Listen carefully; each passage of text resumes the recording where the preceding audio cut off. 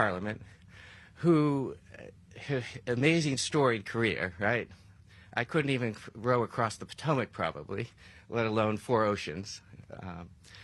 4 or 5? Only 3. Only 3, okay. MP Roz Savage would like to say a couple words, and thank you so much. Thank you very much, Alex. Thank you, Alex. What an honour to be here.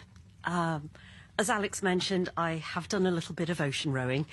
And when I rowed solo across oceans using my expeditions to raise awareness of our environmental crisis, my little rowboat was my entire world. I had to carry everything that I needed to survive: food, water, ample supply of painkillers, and the ocean itself was my life support system.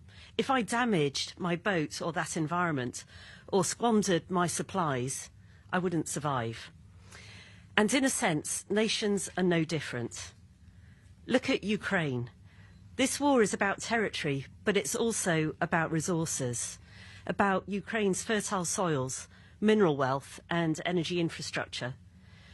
President Putin understands the strategic power that comes from controlling another nation's resources. If Ukraine's rare earth minerals, farmland, and energy grid fall under his control, it would reshape the balance of power in Europe. But here's the truth. Sovereignty doesn't just come from military might or control over mines and energy plants. It also comes from the land itself, the forests that filter our air, the watersheds that supply our drinking water, and the farmland that feeds us. When these natural systems are sold off, stripped, or polluted, a nation loses its capacity to stand on its own. That is why President Trump's move to sell off or exploit America's public lands isn't just an environmental issue, it's a direct threat to national security.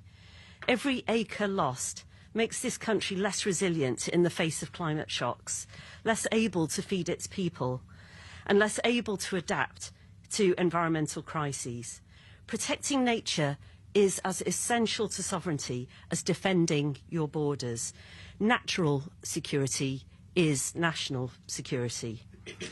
And any attack on US public lands is an attack on the American people. These lands are not just beautiful views, they are your birthright.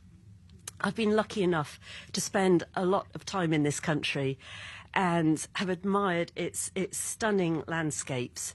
They truly are big and beautiful.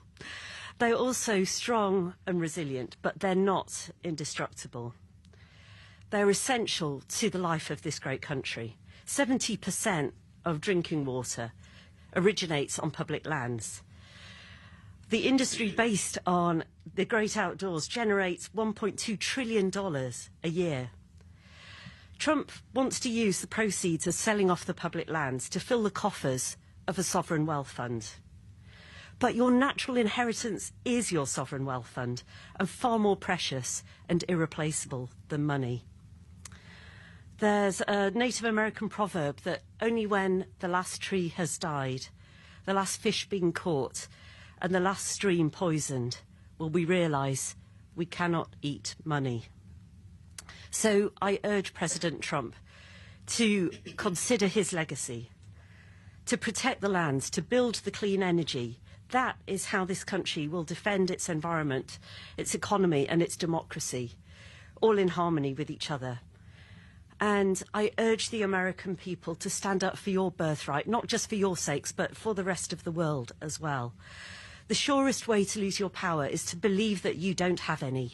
Please write to your elected representatives, write to the President, remind them that to another Native American saying, we do not inherit the earth from our ancestors, we borrow it from our children. Thank you. Now I'd like to hand over to Lord Risby.